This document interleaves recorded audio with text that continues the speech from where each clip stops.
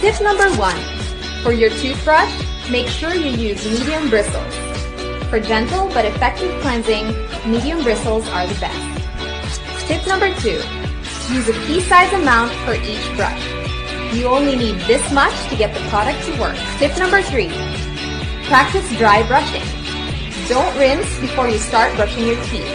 This will allow the toothpaste to stick better and the teeth to absorb more of the ingredients. Last tip.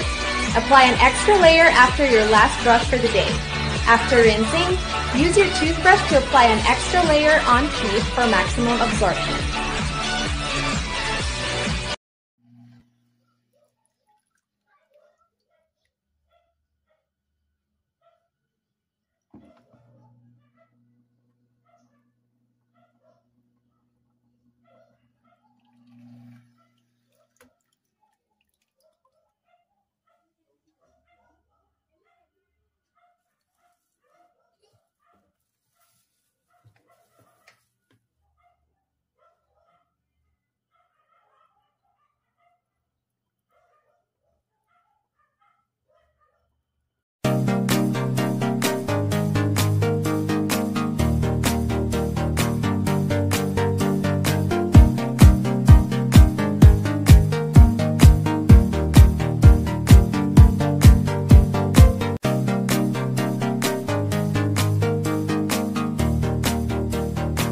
JNT Express, din kay Fernan, the Discabro, Delivery Boy, then nakabubble grab.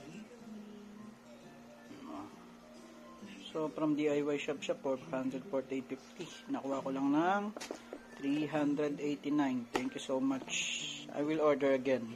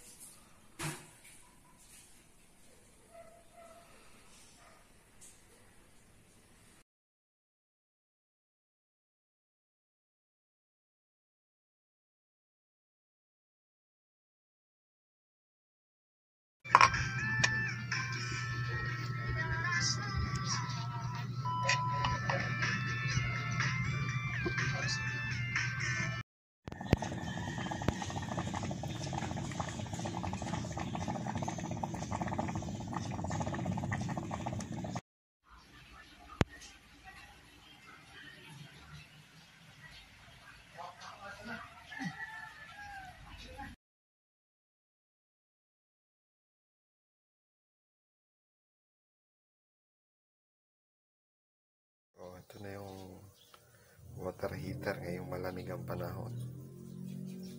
Okay naman.